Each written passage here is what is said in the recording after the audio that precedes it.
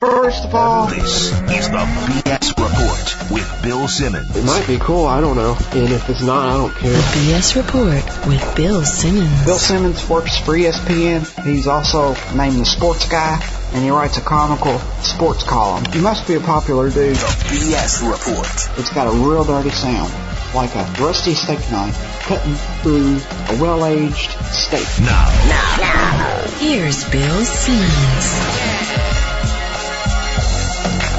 Welcome to the B.S. Report, special edition of the B.S. Report this week. We had the Real World 20th anniversary show on last week, and we have my buddy JackO on frequently to discuss the Yankees and the Red Sox, and it is a John, Are You Worried Yet segment, which we're going to do quickly. But we started watching the Real World in 1993, and we've pretty much seen every season since the second LA season. So I wanted to have him on, and we're going to talk about our favorite moments from the 20th anniversary show, and he actually knows I'm calling this time, so let's give him a ring. Complex Litigation, this is John. Johnny! Hey, what's up, buddy? How are you? Good, thank you. How are you? That was weird. I was just picking up the phone to make a call, and it, rang midway through, and it was you. It's like I was telepathic. Are you worried yet? About the Yanks? Yeah. Well, I was going to say that my nervousness had increased a little bit, that it was probably up to I don't know what it was 2 weeks ago, but I'd say a 1.5 or a 2. But then the fact that Bill Buckner threw out the first pitch for the Red Sox brought my nervousness level down to a negative 500. Why? I mean, we've already won the World Series. How is he going to jinx us? I just think that bringing him back into the fold and just openly having him that involved and just stamping him as an omen on your season, I just think it's troubling for you and great for me. Was Grady Little unavailable? He couldn't be there. I hope for next year they have Bill Buckner throwing to Bucky Dent while Grady Little, John McNamara, and Aaron Boone all look on from around the mound. How dare you? It was a day of redemption. It was a day of redemption, Johnny. Yeah, it was great. It was beautiful. You didn't get a little dusty in your apartment watching it? Well, no, I was at work. But watching the highlights. I did see the highlights, and I can say I was mist-free. There was no mistiness from this guy. Well, I liked it. And my feeling is we won in 2004, and we won in 2007. And after you win 2 World Series, which, it's been so long for you that you don't even remember what that feels like. Right, it's just a distant memory. You try to exercise some of those demons, and really Buckner was, personally, I'm never going to forgive Grady Little. Right. But Buckner was always unfairly maligned for what happened in the 86 World Series. He was one of about 9 goats. That was the perfect storm of things going wrong. He just happened to be one of them, right? Well, I blame Fox. If he's going to blame the media, he should have come out and just blamed Joe Buck and Tim McCarver, because those were the 2 guys that kept that going, because every time anything good happened with the Red Sox, they showed that error. Oh, I thought you meant in 86. I'm I don't think Joe Buck and Tim McCarver were doing the game in 86, yeah. No. And the whole curse thing. Do you think Shaughnessy takes some of the blame? Shaughnessy takes some of it. The media in general, I do agree that they did play it up a little bit, but I think it was more the TV side than the newspaper side. It was just seeing that error over and over and over again. Whereas with the Bob Stanley part and the Schiraldi part, there really wasn't an identifiable clip. Right. Yeah, it was just such a defining thing that they had to show that. It was easy to show. I don't even remember who Vin Scully's partner was for that. Who was it? I think I blocked the whole thing out of my mind. Johnny Bench or somebody? Johnny Bench? Joe Garagiola? Joe Garagiola, maybe? Danny, remember him? It seems like he would have sort of talked over the moment. It would be more memorable because he would have been babbling about something. Whereas you just remember the Vin Scully. So I think it probably wasn't him. No, I don't know who it was. Yeah. That's interesting. It's a good question. You'll get emails about this, so we'll have an answer to it shortly. But there's a whole era of announcing in the 80s that you forget a lot of the guys that were involved. And really the NBA is the only one that lives on because they always show those games on Classic or whatever. But people forget Merlin Olsen was the John Madden of the late 70s. It's true. He was everywhere. That's right, on NBC. Yes. He was Father Murphy. He was the lead analyst on NBC. And he really had it going. I don't want to throw old Merlin under the bus wherever he is now, but I mean, it wasn't like Merlin was like a real like personality parade, you know? Like no. Merlin wasn't really bringing much to the American public. Like people weren't really clamoring for a lot of Merlin Olsen in their life, were they? No. But TV executives were like, I need me some more Merlin Olsen. Like, I don't get it. What was his attraction? I'd like to think it was his beard. You think so? Yeah. All right, let's get to the good stuff. Okay. Hey, by the way, just one final baseball note. I'm going to be there at Fenway in about 50 hours or so for the first clash of the Yankee-Red Sox. Oh, the Friday night affair? The Friday night affair. Who's pitching? It's Wong against Buckholz. Are you going to have any starters left, or is everybody in the DL at this point? I don't know. We'll see who's involved in the game, but the good news is it's going to be about 37 degrees and rainy, so that should be fun. Nice. Yeah, good times in New England in the spring. Hard to believe Posada got hurt already. Shocking. After signing that big contract, coming off the career year. I didn't see that one coming at all. No, I thought he'd be good for 162 games and another 320 average. Yeah, I was penciling that in already. Let's just say that my buddy Hench and I were not looking at Jorge in our fantasy team this year. We weren't looking to spend the $20 on him. No. Wasn't on the draft board, eh? No, the career year big contract combo is really like somebody needs to do a scientific study on this. And it's not like, I'm sure he was in fine shape or whatever, but it just seems like either they're going to be out of shape or even if they are in shape, bad luck. He's a 36-year-old catcher who's got some miles on him too, so that's problematic, you know. Who stayed relatively healthy over the years. Yeah, knock on wood. The weird thing is he just says he has like no strength in his arm. That's not a good sign. Like I'd feel better if there was like a pulled muscle or something tangible that you could point to, not just like the fact that his arm won't work anymore. That's not good. You think it's a bad sign that your catcher has no strength in his throwing arm? Yeah, I'm not pleased about it. I'm not pleased about that turn of events, I'll be honest with you. Who's the backup catcher? Isn't it one of the Molina brothers? It is one of the Molina brothers, Jose Molina. Jose. Which one was he? The one that's not Benji. Which one was he in the reality show? He's the one that wasn't Benji or Yadier. I feel like I don't have enough information on the Molina brothers and that I'd love to learn more about them. You know what's fascinating is the other day was watching the Yankees game, and all three Molina brothers have World Series rings. What? Yeah. How does Jose have one? Oh, for the Cardinals? No, he won one with I think he won one with the Angels. And Benji won? Also with the Angels. And Yadier won one with the Cardinals. That's what it was. Okay. Wow. It's pretty amazing. I mean, that's Mrs. Molina. That's pretty impressive to produce 3 World Series winners now at catcher. I'm going to say no. That's the first time that's ever happened in baseball, right? It has to be. I mean, I would think 3 brothers with rings. I mean, like the Alou brothers played, but I don't think they won any rings, or they all didn't win rings anyway. Not the Cruz brothers. Yeah. Remember the Matty Cruz and Jose Cruz? And Jose and Ozzie Canseco. I'm pretty sure Ozzie did not win one. Yeah, I think he had a tapeworm. He had that ring. That was about it. All right, let's get to the good stuff. All right. You and I have been watching The Real World since its inception, really. Yeah, we missed the New York season, and I remember when the LA season started, which was season 2.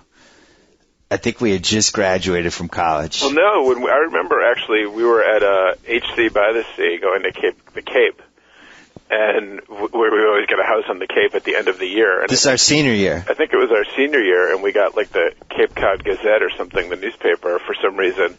And in the newspaper, they were talking about this new show on MTV called The Real World, where they were putting people in, and they were just going to film them and show it. Right. And there was no reality television, and we were like, what? Huh? Well, because we'd been doing that in college for the last 4 years. Exactly. You had the idea it wasn't a you show. would always break out the video camera in opportune moments. Yes. Right. Extreme revelry and such. But we didn't watch the New York show. Well, no, because we graduated, so we didn't watch it in college. But I think it was on like that summer or that fall after we graduated. I didn't watch that year. I missed the New York, but I remember you were busy continuing your studies and your religious education. So yeah, I think that was when I did my Jesuit sabbatical. That's right. Yes. But the second year, I think was the summer of '93. Right. And the LA show started, and I remember watching like the first episode, and then calling you, and you would happen to watch it, and that was it. We talked about it for like a half hour. Could you believe this? Could you believe that? And now 15 years later, we're still doing it. Yeah, and I don't know if it's good or bad. Well, it's troubling. I mean, we're not really the prime demographic for real world guys in their late 30s. No. Heterosexual males in their late 30s probably is not who their products are geared towards on the advertising. But everybody has their guilty pleasures. People read People magazine or Us Weekly or whatever. we happen to watch the real world. Doesn't make us any less of a man, does it? My feeling is that if I have spanned the history of the show, I should be able to continue watching. Like initially, I thought, all right, as soon as I'm twice as old as one of the cast members, it's time to get out. Quit, right? And I think that's going to happen this year with the Hollywood cast because I think they have a 19-year-old. Really? But I'm not going to walk away. You know what? I'm not going to apologize. No, I don't think. You've been with it this long. It's like DiMaggio's streak. You got to stick with it. It's the franchise. It's the franchise. It's the first reality show. It's the one that we grew up with. It's the granddaddy of them all. For some reason, I never made a audition tape though. Well, I mean, the thing that really is a shame is not only should you not change the channel from watching it, but the thing that really is hurtful is the fact that you didn't go to that 20th reunion thing when you had the chance to. I know I could have. After I watched it, I was like, I can't believe Simmons didn't go to this. If there's a 30th year one or whatever the next 25th? milestone, 25, not only do you have to go, but I'm coming as your guest. Well, I don't ask for much. I don't ever ask for anything, but we're going to that. Let's talk about some of the highlights. For me, and you know what? If you don't like the real world or you didn't watch the last 10 seasons, click off right now. I'm just telling you. This is what we're talking about. And you know what? The podcast is free. We're not offended. You can just turn it off. Right. Anyway, for me, the highlight, one of the watershed moments was in the Seattle season when Irene, the crazy woman, who eventually ended up going to Holy Cross, which was even like a crazier wrinkle little thing. Yeah, she finished her matriculation at Holy Cross. Really? Yeah. I did not know that. She kind of, what was she? She had an anxiety disorder? Like, what was going on with her? Well, she claimed that she had Lyme disease, but I don't think Lyme disease affects your, mental capacity. And it seemed to make her a little, bipolar. Yeah, something was going on, and she decided she was going to leave. And she was feuding with the black guy in the show that season, and as she was leaving, called him homosexual, and he took it personally. Yeah. And then as she was driving away, he threw her stuffed animal out into the water, Sound, right. the Puget Sound, and then chased her down and slapped her in the face. Yeah. Which was a big deal back then, but I think now if he did it, I think he'd be arrested and thrown in jail for 20 years. Probably, yeah. So anyway, there was this big moral dilemma. Should this guy get kicked off the show? Domestic violence, and it was like the dominant theme of that season. So then they had this 20-year reunion. Guy comes back and introduces us to his husband. Well, no, his fiancée, but his fiancée, who was also a male. Yes. Who was also a male. So not only was she not crazy, but she apparently was very, very prescient. To see. So she hit a nerve. Right. But it was like the jigsaw puzzle that never quite made sense, and then suddenly it made sense at this bizarre 20-year reunion. It really did. That was the reason he got flipped out, because she probably had inside info on him. So then that wasn't where it ended, Johnny. No, sir. That led to really if you had to pick an all-star team, I think CT would be one of the 7 castmates. If you were going to pick the greatest real roadhouse ever. Oh my God, yeah. The defiant, angry Boston, right? Who Charlestown's finest, Charlestown's own. Just a horrible person and strangely lovable. I mean, yeah. I probably knew 10 people in Boston who were like him. But he decides to get into it with Steven for no reason, and even did a little, I thought, crossed the line. I'm sorry? I thought he crossed the line a little bit. With Steven? Yeah. You think? Well, first of all, I don't understand what his beef is with him, because except that isn't the other guy from Seattle, his name escapes me, Nathan. No, Dave. Not Nathan. Aren't they related, he and CT somehow, or friends, or fellow? I think they're both from Charlestown. Fellow Charlestownians. Yeah, something like that. So they're hanging out, and for some reason, Nathan and the other guy were saying, we still talk to Irene, and Steven never apologized. So that, of course, doesn't take much to inflame CT to fight somebody. So he starts screaming at Steven. And they did a little gay bashing. Yeah, he did. There was some inappropriate commentary. But then, am I mistaken? I DVR'd it. I should have rewound it and watched it again. Did he say something along the lines of, "I'll pepper that guy's sauce"? Yeah, I'll pepper his sauce. Yeah, he said it twice. What does "I'll pepper his sauce" mean? Is that his version of "I will drink your milkshake" or whatever? I think it was. I think he was trying to start the movement. I'll pepper that guy's sauce. What does that mean? I don't know, but I'm going to be using it liberally in my everyday vernacular. I mean, it has a bunch of different connotations, I think, about that. I think it was a nice way of saying that he was going to beat the crap out of him. Beat the hell out of him, Yeah. certainly, right. And then Steven's husband or husband-to-be says, we'll sue you. Yeah. I mean, that would have been an interesting court case because CT's assets are like the winnings from the Gauntlet 2.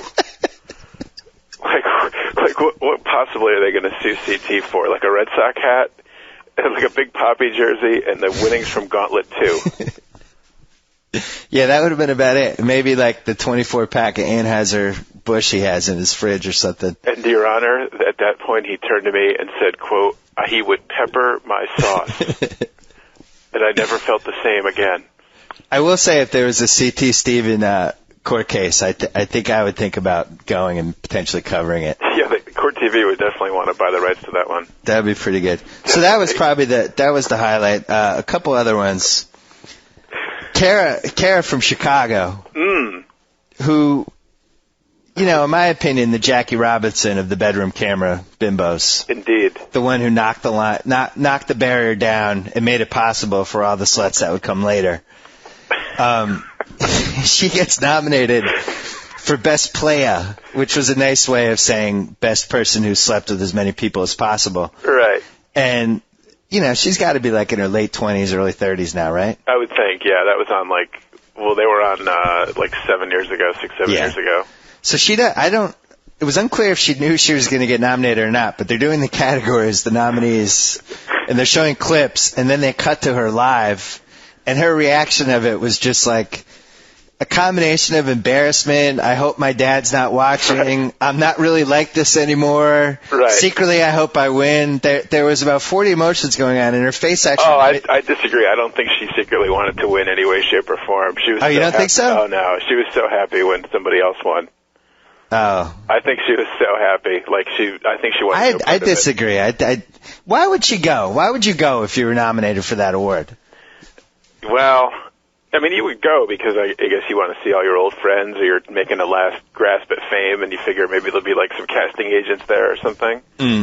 But you can't be pleased about that legacy. Well, it is a legacy, and that's her legacy. I guess that's a good point. Yeah, it's amazing. My friend Jamie actually dated her pre-Real World. Really? Yeah. And let's just say there's been some emails fired back and forth with Jamie and me and a couple other of his friends, because it's kind of like being one of the early explorers in the country, like the person that discovered California. He was the Lewis and Clark of the Queen of Bedroom Cameras. You were the first person in a place, but many followed. Like the missionary that founded Los Angeles. Like there was nobody there, and then now there's like 3 million people there. Oh Jesus! Try not to laugh. That was my second highlight. The third highlight. Sorry, Kara. Sorry about it. Hey, listen, she knew the cameras were on. That's it. And I also want to say that my daughter, who's going to turn 3 in a month, if 20 years from now she's ever at one of these reunion shows and is nominated and has that same reaction, there aren't enough bullets for my gun.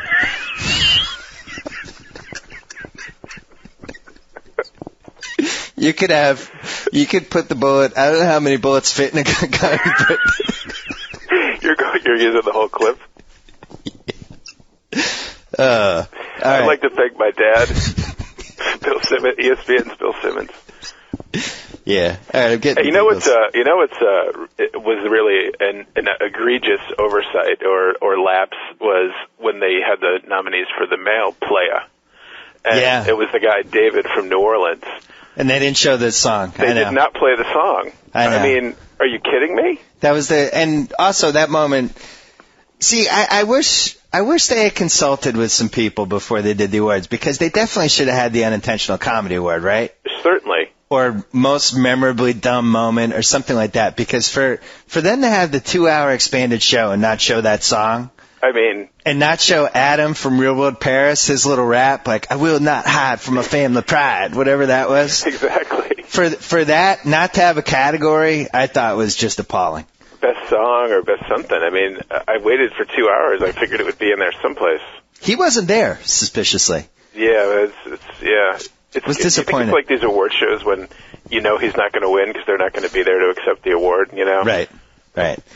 I didn't like the fact that they skewed the voting for everything towards the later shows, like the shows, you know, because if you had the best fight category, the best fight in the history of the show was Melissa from the Miami cast getting in the argument with Dan, the gay guy who looked like the Joker. Right. And when he called her a bitch.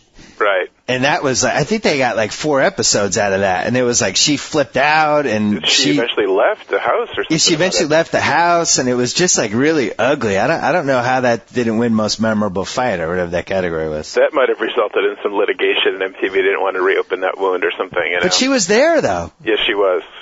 And happy about it. And she was the one who knocked down the threesome barrier. Right.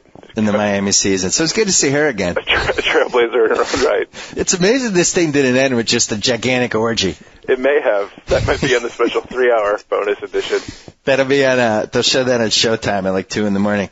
All right, so my second favorite moment was Kara getting nominated and her reaction. My third favorite moment was the girl from the Real World Key West cast, who I can't remember what her name is, but she had curly hair, dark skin, really big boobs. Oh, yeah. And she was sticking out her boobs, and she suggested that there should have been a best boobs category, and they immediately followed that with a montage of boobs from people at the show. I just thought that was brilliant. And then I was disappointed that they didn't have the best boobs category. It's really something to build on for the 25th. All the more reason why we have to be there. Maybe. I mean, because that category would have been, I don't want to say it's better or worse than the 94 Oscars with Pulp Fiction, Shawshank, and Forrest Gump, but you have Amaya from Real World Hawaii. You have the girl from, what was that girl's name from the Key West cast? Svetlana. Or the other She's one, in the there. one who was talking about him. That one. And then you have Robin from San Diego, although she's maybe technically eliminated because she was fake. Because she had fake ones. I don't think she's going to be eliminated if I'm a judge. Okay. Well, I guess you can't discriminate against the Silicon. I think it is discriminate. I'm pretty sure that's in the Constitution. But what a great category that would have been. Definitely. I also would have had a best drunk category, and granted, Ruthie from the Hawaii show sweeps that away. But maybe make a case for Dominic from L.A., who's never appeared on any reunion show ever. No. Well, you know why? Because he's a music executive now, and he's probably hoping that nobody's ever made the connection. He and the blonde guy that he palled around with that season, were never seen again. They're like the Bigfoot of the real world. If you can find them any place, it should be like a bounty. Well, my buddy Bish actually ran in. He was doing, I forget, working for some accountant firm in San Francisco, and that guy ran into that guy who was just basically an accountant or a tax attorney or whatever, but he was, dyed his hair a different color, and he was like witness protection program running away from his past. Anybody tries to mention it, he's probably mortified. Aren't you that guy from the Real World? No. What? No. I've never heard of The it. Real what? Is that on TV? Is that a movie? What? All right, so that was my third one. My fourth favorite moment was Beth from the Real World Los Angeles cast. Not the one who's on the challenges all the time, but the other one who was the first lesbian in the history of the show. Now a heterosexual with 5 kids. I know. Shocking. And they didn't even delve into it. They just kind of casually thrown out there and never mentioned again. This was the first lesbian in the history of the show. I didn't understand if she was married to that guy that she was sitting there with, the other guy from that show. No, that was another cast member. I know, but yeah. it was unclear. Cause you're right. It almost made it seem like he was her husband, although I don't think he is. But yeah, because she wasn't she was a trailblazer, and then she decided not to blaze the trail anymore. Amazing. Not delved into. I don't know. I was disappointed in that. If you could go back to 1993 or 1994 when that show was on, what kind of odds could you get in Vegas on betting that? 5 kids and a husband? Yeah. I would have said, well, she was pushing it so hard. I would have said 15-1, 20-1. Oh, I think it's even higher. Yeah. I'm thinking it might have been off the board, 100-1. Didn't stick, Johnny. The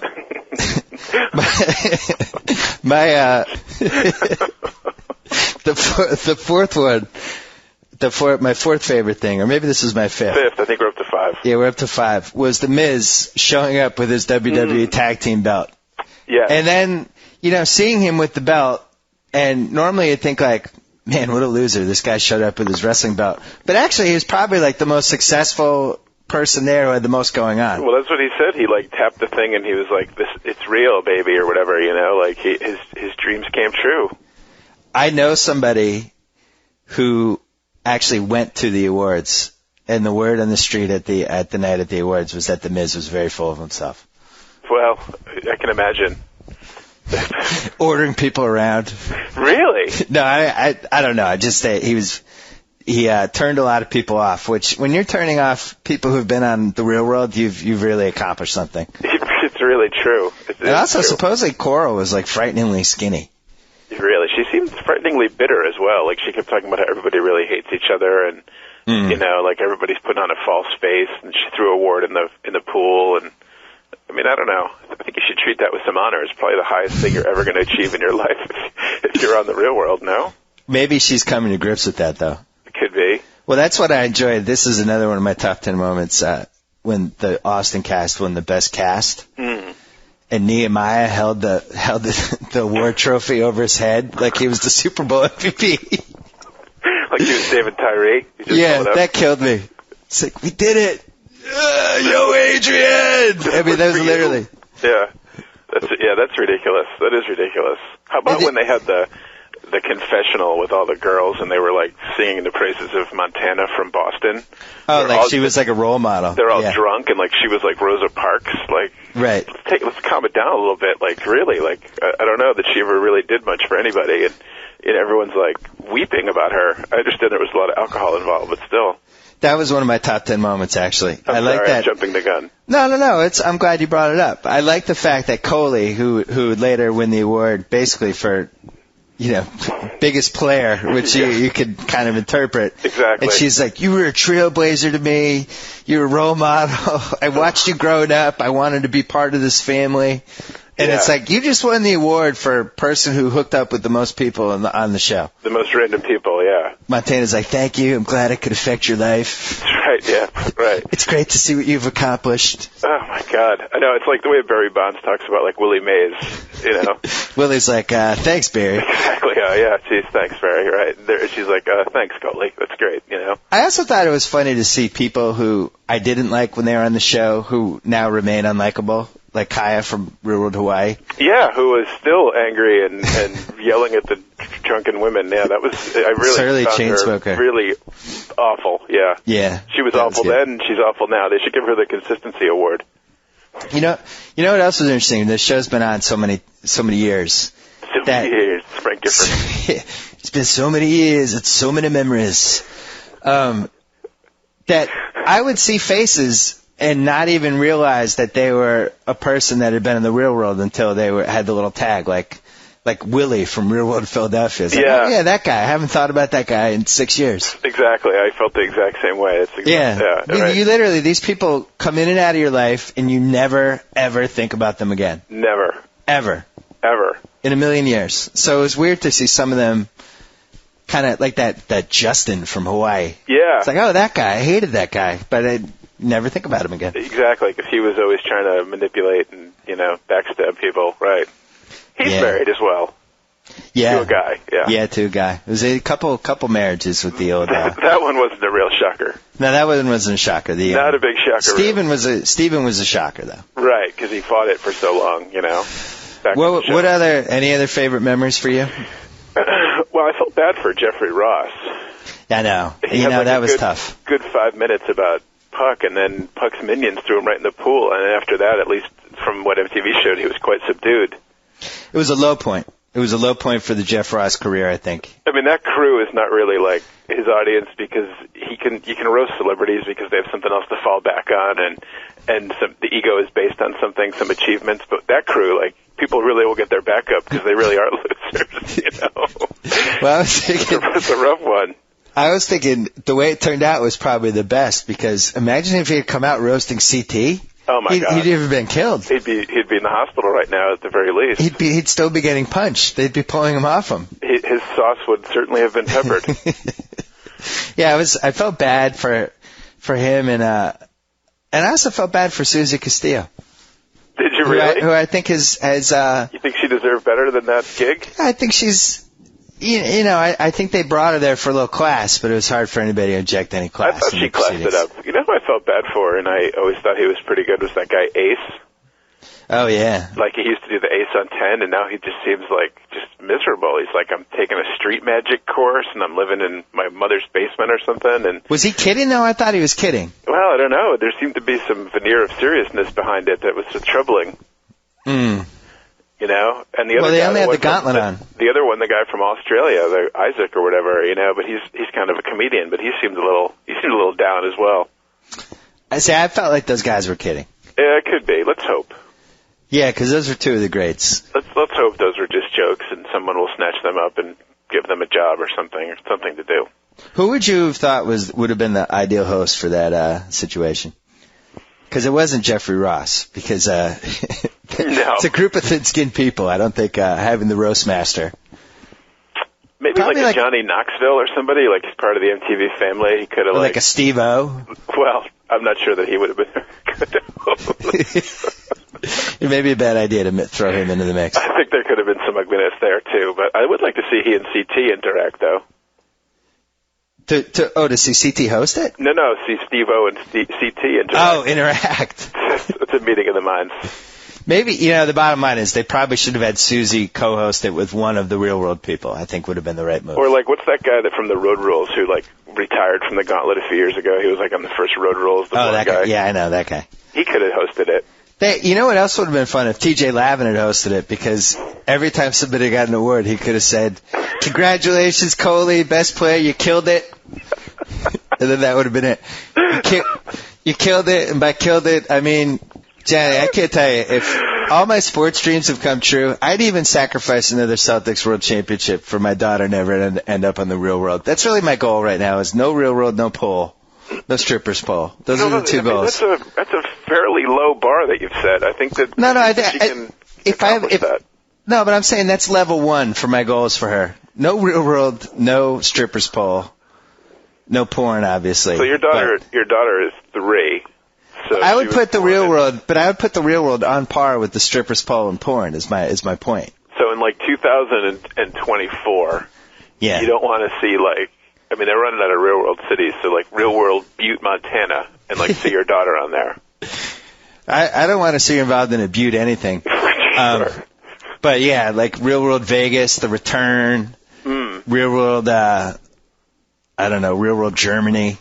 See, they're going to have to go global, I think, with these, because they really have run out of cities. The foreign ones, with the exception of Australia, are usually awful. Like the London one, like they don't even think they talked about that the other night for good reason.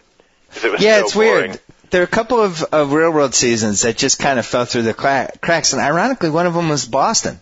Yeah, that did get short shrift. It was a terrible season, and if anybody was going to have liked that season, it would have been me. Sure. And you were living in Boston. Actually, your goal at the time living there. Was to hook up with some woman on the show and have Bill, the Bill in white script appear on the screen. I haven't forgotten your dream. Thanks for making that public. I appreciate that. It was a goal, but I think actually there was a chance one night when I was in the same vicinity, and but that was with Cyrus, and that was a little awkward. So no, well, not just Cyrus. Well, the thing about Cyrus was everybody was convincing him with Mo Vaughn for some reason that whole year. So confusing him, yeah. So he was getting all of the girls that wanted to sleep with Mo Vaughn, But the other thing was the girls on that show weren't good looking. It was like a rare, complete misfire by MTV with who they stacked on the house. So you wouldn't have wanted to hook up with any of them. You could have got a couple rounds with Montana. I don't think so. No? You're right, though. Hey, you know, now that you've brought it out, I will confess. Like, I did want to be the guy who... We all wanted that. All of your friends wanted that for you, by the way. There's nothing I wanted more. Not only did I want the one-nighter, but I was also hoping for, like, maybe a couple more dates so then I could have the awkward scene where I played billiards with the guy in the house that she was hooking up with. Yeah, that would have been great. So we could have, you know, that awkward game of 9-ball or 8-ball or whatever they play where it's just so you really like Montana, huh? Yeah, cool chick. 15-ball, side pocket. Where are you guys going? Beacon Hill Cafe, huh? Yeah. Yeah. $1.60 Knickerbockers, yeah. It didn't happen. Although I will say, though, when they were in Boston, that was the first season, I think, and everyone in Boston was proud of it, where the city really kind of turned against the Real World cast. Yeah. And there was like, people would go outside. They had a firehouse in Beacon Hill, and people would go outside the firehouse every night and like throw beers at it and try to keep them up at all hours. It was classic Boston. And then Philadelphia took it to like the next level because like everywhere they went, like crazed Philadelphians bitter about their 40 years without a championship. Yeah. would go after the cast, you know? Yeah, Philly's like Boston with more anger. Yes. It's like Boston during a steroid cycle or something. It goes a whole other level, but yeah. You're on the East Coast, so you have the aggressiveness and the bad weather mixed in with the lack of sports, mixed in with a stunning lack of sports success that Boston doesn't have. So I'm worried about Philadelphia. I mean, if they don't win one in the next 10 years, like, you know, really, they might have to call the National Guard in. There's nothing much on the horizon either, unless the Phillies really do something. There's nothing to write home about down there, unfortunately. No. Anything else we got with the real world? Or have we gone? We've kind of banged it out. I can't think of anything. No, I don't think so. All right. I think we did a good job with it. I think so. We'll let America decide. I would urge everybody to watch the 2-hour extended version if you've ever watched the show at any point in your life. Oh, we forgot to mention one thing. The Judd the cartoonist still milking the Pedro train 15 years later. I mean, it's time to move on, you know? I mean, he and his wife, I'll leave out adjectives, he and his wife are just like, that's their meal ticket. Yeah. They were America's least favorite couple during the show, and now it's carried on for 20, 15 more years. I mean, they're just loathsome. Not even Lou Gehrig's family has carried the torch like this. No. Can't anybody else be the spokesman for Pedro? Like, you know, those two always have to be on every single time. Yeah, what about the Zamora family? Every single time he's mentioned, like, those two have to give us their extended thoughts. He's kind of the Mike Ruzioni of the AIDS movement. Pedro or the... No, the Judd the cartoonist. And as you said if the subject's Pedro, Mike Ruzioni, a.k.a. Judd, comes in and has a 3-minute monologue about a guy that he knew for 6 months. As you had in your column the other day where you said, like, you're all set with Mike Ruzioni for about 10 more years. Like, we're good with Judd for at least 10. We'll see you at the 30th, Judd. You know what? I'm good with Judd. I'm done. I'm cashed out. I've brought in my chips, and I've cashed out. That's it. Yeah, I'm pretty much all set myself. Nice. No offense to Judd, but... Judd, we'll see you at the 50th. How about that? Do you think... Judd, how about we come around 5-0? How's that? That was my last question. How long does this show go? I mean, does it just go forever? Like, are we at our 50th year Holy Cross reunion talking about that? I can't believe the real world's still on. Let's hope so. I would think. I mean, I don't know. When we're 50 and we're like 50 reunion, we're 72, and we're talking about a show featuring 19-year-olds. I mean, you know. No, I'm not saying we'd be watching it. I'm saying like, we'd be amazed that it's on. Reunion, yeah. Yeah. Maybe. If we're still watching it at our 50th reunion, then that would be scary. And in fact, it's probably scary right now. Maybe we could go down to the house. Maybe it'll be a real world Worcester by that point. Maybe we should make a pact to make this our last real world season. Go out at a round number 20. Go out a round number 20, real world Hollywood, and then we'll retire, like that guy did in the Gauntlet, Timmy. Like when Timmy retired from the. He could have hosted it. That guy too. He's kind of funny. Yeah, I did like Timmy. Forced sort of way. Yeah, he could have done it. He could have done it. I still like my TJ Lavin idea though. That would have been good. Yeah. All right, Johnny. So what are you weighing in with the Yanks this week? At 1 to 10? I told you I'm a negative 500 because of the Buckner involvement. But I thought you were joking. That's your official. You're minus 500 this week. I'm like literally. I'm like a 1.5 or a 2. The Ian Kennedy, Phil Hughes era hasn't really lifted off like we hoped. Oh, as my fantasy team could also tell you, because both of those guys are my AL team. Not good times. No, not exactly. There won't be a Sports Illustrated cover story about like the young guns with those three, like with those two on the cover. You know, unfortunately. I thought Ian Kennedy was going to be good. I watched him for 4 innings, and Hench emailed me. Just all he said was, "He's a nibbler." Like so derisive, but I mean it's true. Like he's got that same problem that Dice K has, right? Where instead of just putting his stuff over the plate, every pitch has to be absolutely perfect, and if he doesn't have perfect control, it's a disaster. Yeah, I hate pitchers like that. Just throw the ball over the plate. Let people hit. And he was already coming out and whining about the ump squeezing him. But just throw the ball in. How about that, huh?